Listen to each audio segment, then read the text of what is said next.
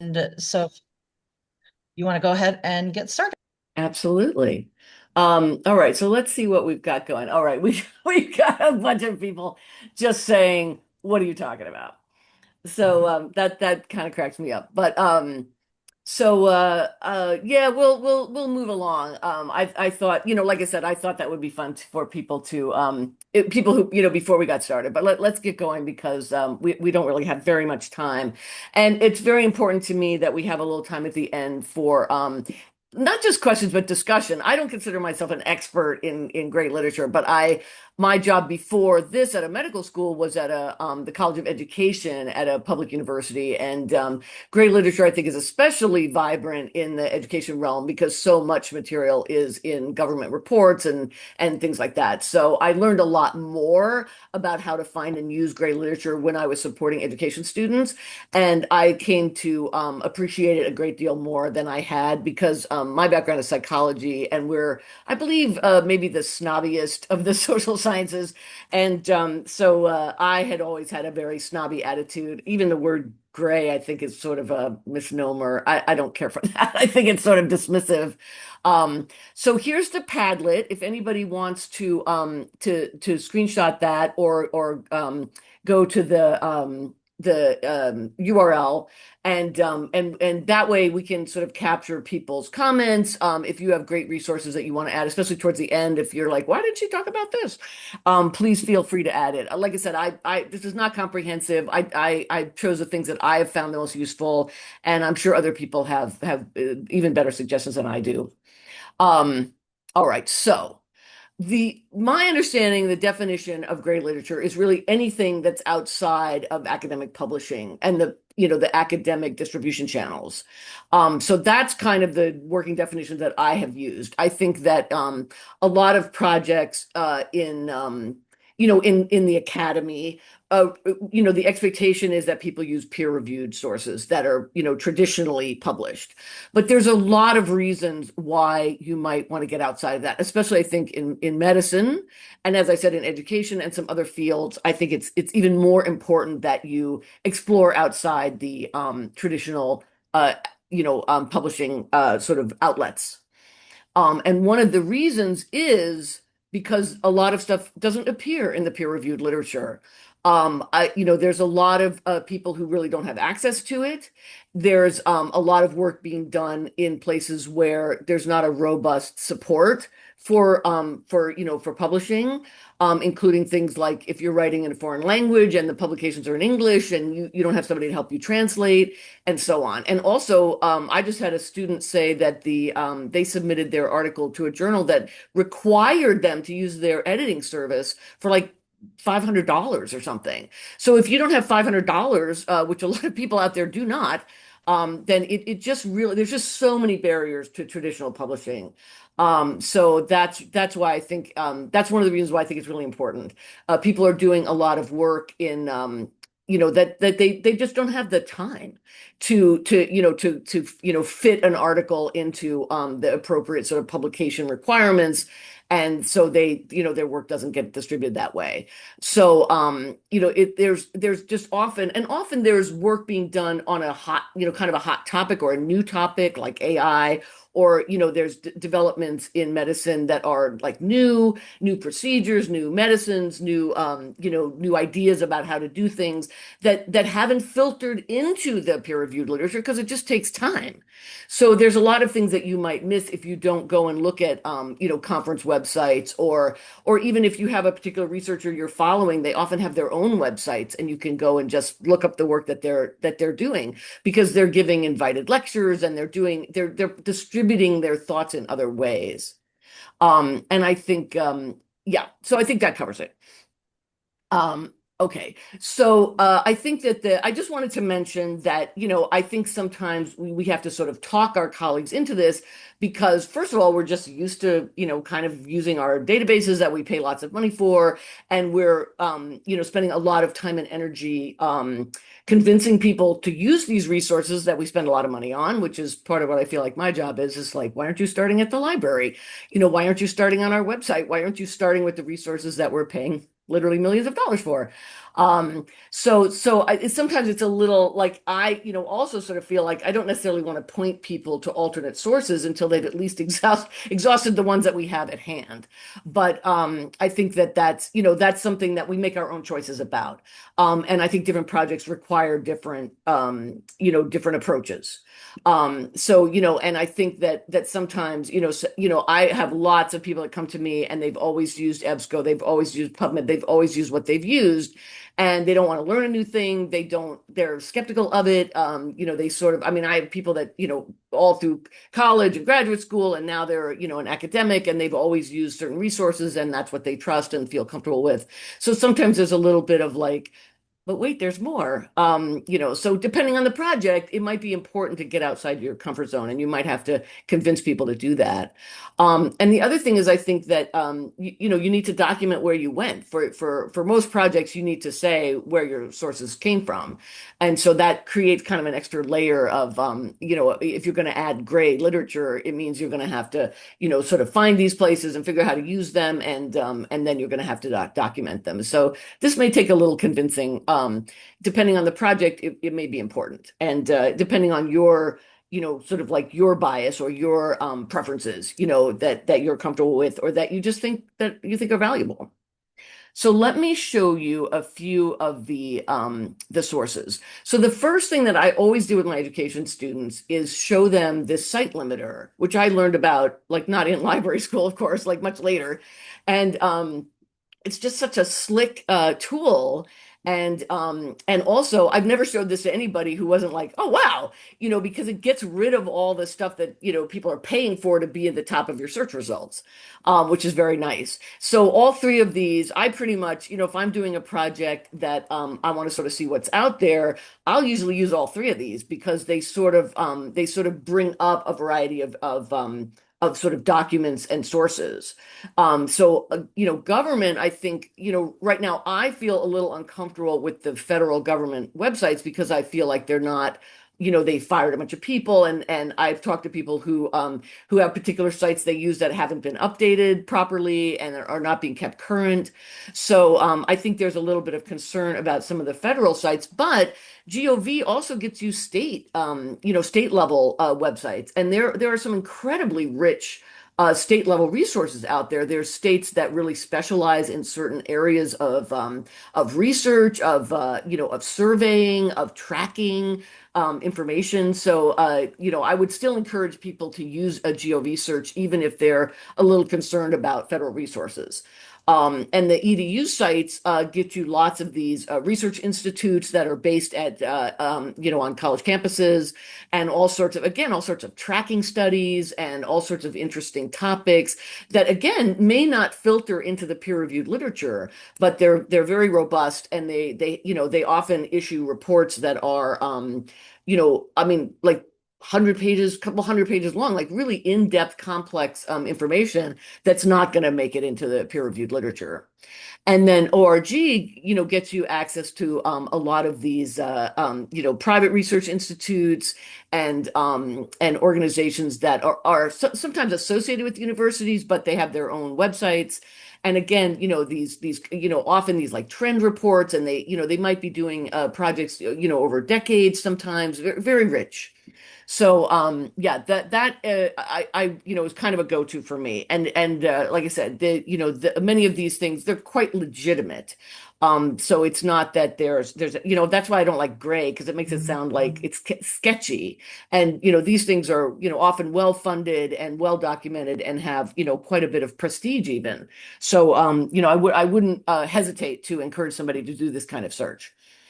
The next one is one of my favorite things that I learned about just a few years ago.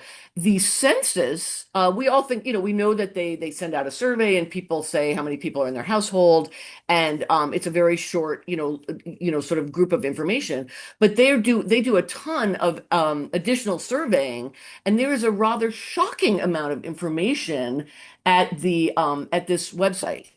So You can drill down into like county level, state level. Oh, I love this. So I think the default here is like wildfires or something.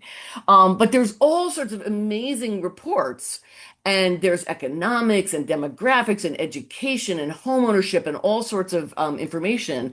And a lot of times, the projects that I'm assisting students with at the medical university are still kind of things about social services or clinics or the way, so having background information about the region, the city, the county, the state is a very useful way to give some context to the project. And this is a much, you can go to the census website and you can download these Excel spreadsheets. I have tried it. It's really, it requires, I think, quite a bit of expertise. But this Community Explorer allows you to sort of upload all sorts of projects. I mean, all sorts of information that, without having to have like any really specialized statistical background or, ability to analyze and things like that. So, if you have never seen this before, I really encourage you to go poke around a little bit. And it's fun just to look up your own community, and you will be quite, I think, maybe shocked like I was at how much detail there is about the economics of your region and the demographics of the people in your region. It's quite fascinating. Okay, let's get back to this. All right. How are we doing on time? Good. So repositories, I'm also a huge fan. My school does have one. I mention this almost all the time when I'm talking to students about their projects, because there is a lot of information that is uploaded into academic repositories that again may never get to the peer-reviewed literature, but is very robust. And of course, I encourage students, if you're doing a project that you don't think that you're going to submit to a journal, then you should put it in the repository so that it's, so that it sort of has a permanent home. And it creates a URL that you can send to people, that you can put on your resume and so on. So, a lot of times when people look for dissertations, they're going to be in repositories. Thesis projects, even honors projects, sometimes are quite provide some really interesting background and context for the kinds of projects that people are interested in doing, kind of community level projects, which are often explored. So when I was doing the education, when I was supporting the education school, a lot of people were interested in rural urban, comparisons, or what kind of services are offered in rural areas. And I feel like in medicine also there's a lot of interest in providing services to rural places, and those are the kinds of projects that have a lot of coverage in kind of in repositories and dissertations and theses, because people do those kinds of projects, and then they don't necessarily filter into the peer-reviewed literature.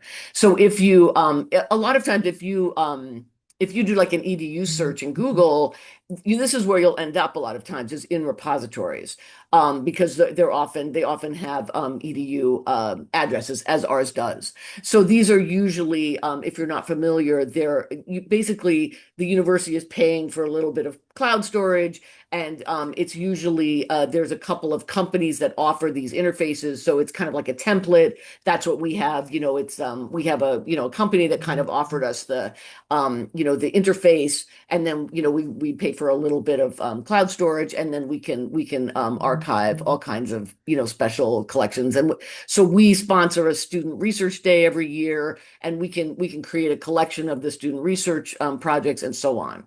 So they're just, again, very rich source of information. And if you have one at your institution, I encourage you to kind of check it out and see what they offer, because it's often quite it's just often quite interesting. Yeah.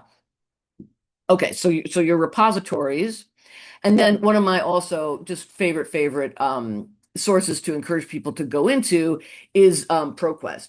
So at this school that I work at now, we do not pay for the ProQuest, for the ProQuest database, but anybody can search the ProQuest database, and the dissertations are often available in repositories. So there's not necessarily a paywall for them. And if there's, and I, what I tell people is if you find one that we can't get for free, then we can request it from ILL just like you can any other document.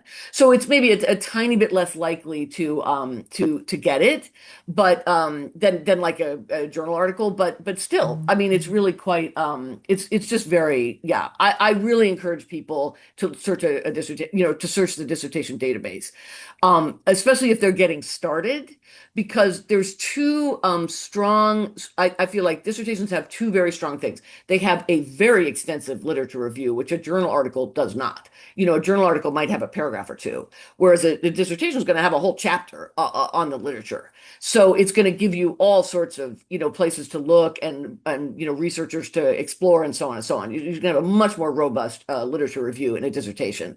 And the other thing is you're going to have a very detailed method section.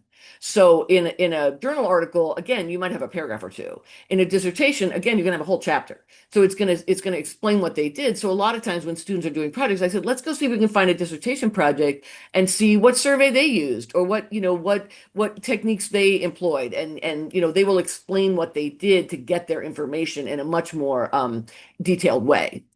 So even if you don't cite a dissertation, which often it's not appropriate for your project to cite a dissertation, you can still find great dissertations that are doing really interesting projects that can really help you consider how to design your own research project. So I talk to a lot of students when they're kind of in the thinking phase, and they're going to save the world by, by doing, they're going to teach people how to, find theirs. I just talked to a student recently. They're going to teach students how to, I mean, they're going to teach the community how to, find some rare condition that doesn't get tested for, and blah, blah, blah.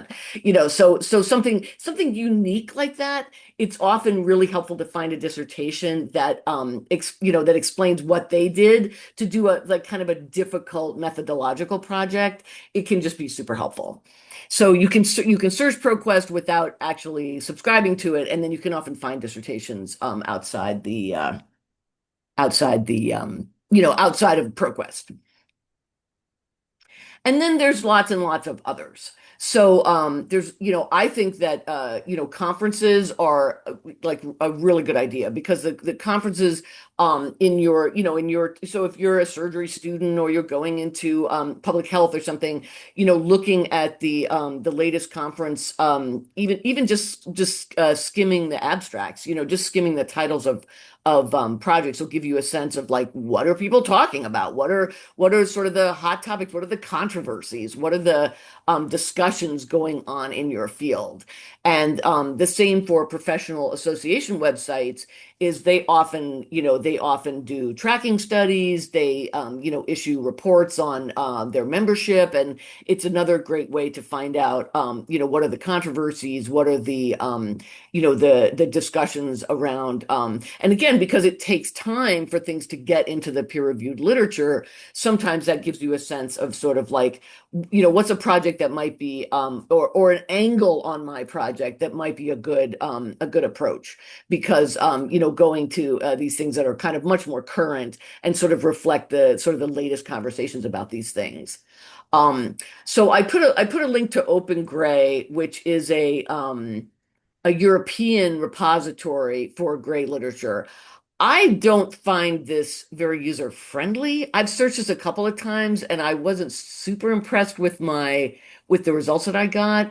But I put the link there. So if that's something that I think, especially there's in medicine or in other areas, the European research community may be more focused on certain kinds of topics. So it might be more, I think that maybe the topics that I searched were not particularly robust for those. I don't know.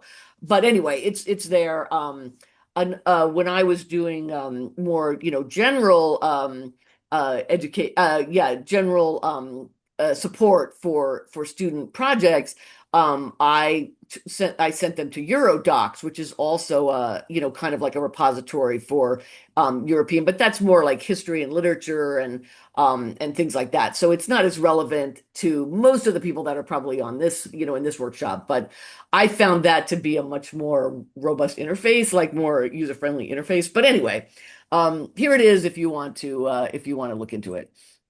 And then data repo I just want to mention that especially in certain areas, there's a lot of data sharing going on. And this is also a fairly new development, I think, in at least relative to my, to my life as a librarian, which has been about 10 years. I think around that time is when the scientists were really starting to create places where you could use their data from their project and do analyses of it. And I think we have more students at my university that are being encouraged to do that, to find existing data sets and just doing a project on that instead of collecting their own, which is just such a complicated with the IRB. And it's very time consuming to get a project, to design a project and get it approved when you can go to an existing data set. So that's something else I think to sort of keep in your back pocket as you work with students and you work with researchers who may not realize that there is quite a bit of existing, data sets. And so, you can help them find those kinds of things if that's more appropriate for their project than trying to collect data. Because I work with a lot of dissertation students and they have, shall we say, very optimistic ideas about how easy it's going to be to access certain populations and collect information. I just recently talked to a student that wanted to do something in the public schools, and I thought, they are extremely protective of their staff, their information. So, it's something to explore. And I think there is a lot of data from educational institutions because they have to report, but to have access to student records, teachers, it's a kind of a minefield. So, okay. And then I think that's my last, Why let's would you see, need to go down to that level? what level? Oh, Like I'm talking sorry. to teachers?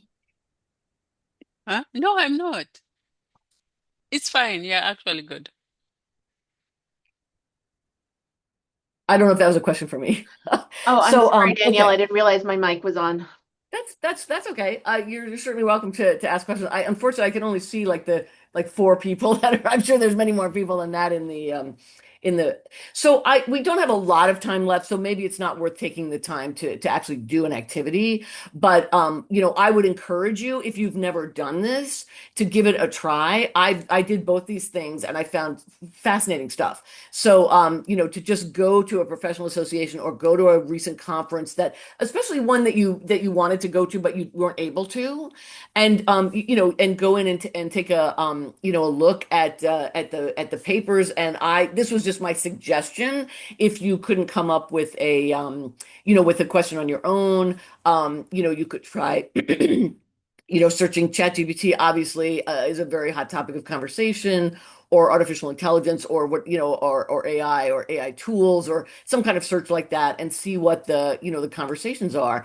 Or if you've recently helped a patron with a project, you might try this if you haven't done it. Is go to the appropriate most recent conference of the Pediatricians of America, whatever, and whoever you're helping, and see what you find.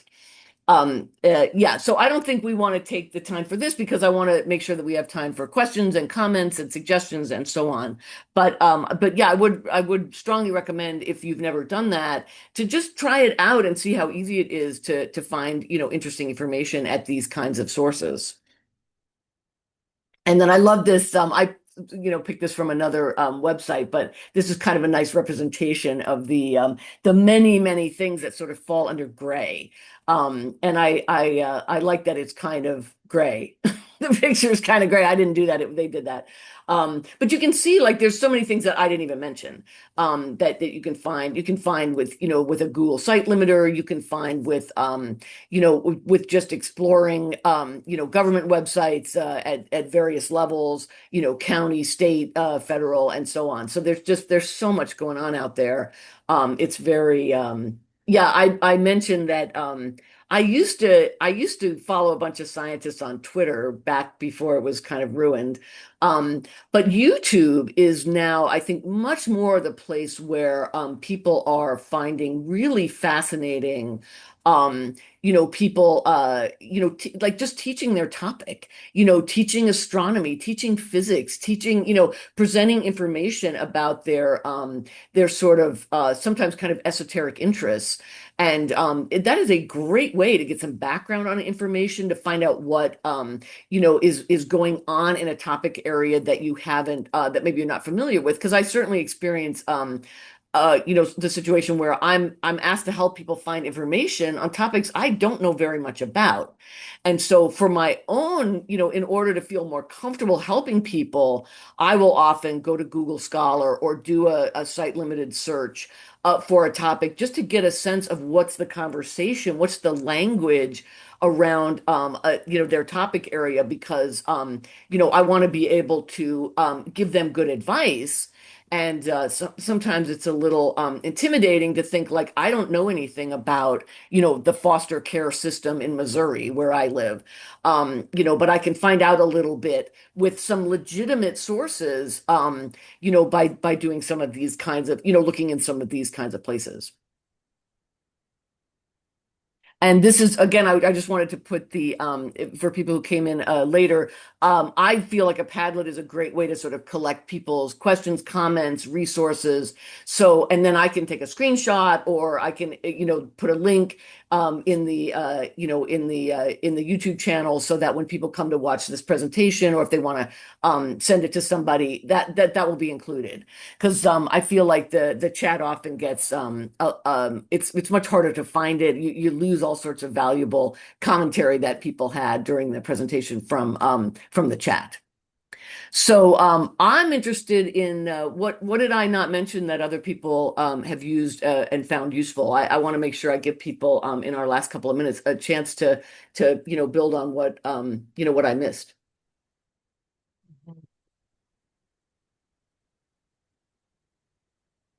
We do have a question about like using AI to assist with gray literature.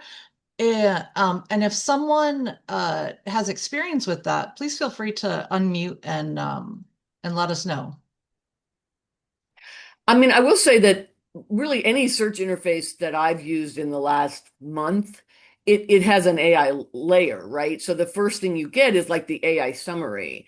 And I often, skim that. I mean, I look at what they're saying, what they're offering as their summary, but I usually pick a source that's linked in the summary and go to that, because I personally still nervous about AI summaries presenting inaccurate information, because they constantly do. They're really just a word, kind of a word masher, like a fancy word masher, and they don't, always capture the meaning or the important information in their summaries. So I would just say, if I'm assuming I'm preaching to the choir, but I don't rely solely on article summaries or summaries across articles. It's a good place to start, but I certainly don't rely on it. So yeah, I don't know. Yeah, if somebody has in our last 90 seconds, if someone has suggestions for navigating that, please.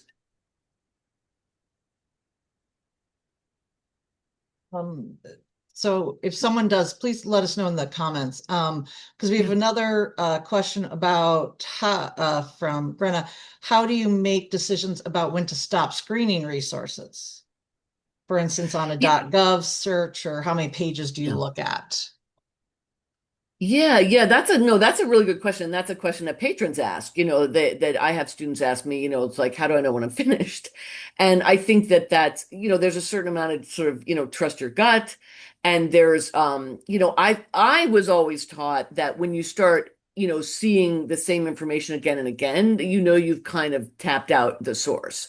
So if you're looking for articles and you're starting to find, the same topics and the same things, that you've probably done enough looking. And I would say that about, government website and so on. I mean, I feel like, a lot of times, gray literature is going to be used more for like, background information or contextual information, and you're still going to rely on, peer-reviewed articles for the, kind of the meat of your I guess there's too many vegetarians in the world. The most substantial part of your background information is going to come from the peer-reviewed literature. And so this is often in that exploratory phase where you're just trying to figure out like what's going on out there. What are people talking about? Who are the researchers in my area? Who are the thinkers in my on this topic and so on. So I don't think that necessarily requires there's going to be a point at which you're like, okay, I've got a few names or I've got a few ideas, and you don't necessarily need to feel like you need to be thorough in the same way that you might want to be with with the peer-reviewed literature, where you want to make sure you didn't miss anything important. Whereas this is a little bit more like, have I gotten a sense of it? And if I think I have, then I can move into, the next phase of my project. I don't know if that answers the question, but that's my time. Saved by the clock, saved by the bell.